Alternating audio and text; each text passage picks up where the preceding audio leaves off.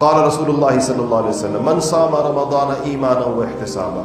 جو لوگ رمضان کے روزے ایمان اور احتساب کے ساتھ رکھیں گے. ایمان کا مطلب یہ ہوتا ہے کہ مسلمان ہو روزہ رکھنے والا، روزہ تو باقی قومیں بھی رکھتی ہیں، اور احتساب کا مطلب ہوتا ہے اخلاص کے ساتھ اللہ تعالیٰ سے ثواب ملنے کی نیت کی وجہ سے رکھے، کوئی اور نیت اس میں نہ ہو. غفر له ما تقدم من ذنبه، اللہ تعالیٰ اس روزے کی برکت سے اس کے پچھلے سارے گناہ معاف کر دیں گے. ومن قام رمضان ایمانا واحتسابا، اور جس نے رمضان کی راتوں میں قیام کیا، تراویح پڑھی جس نے،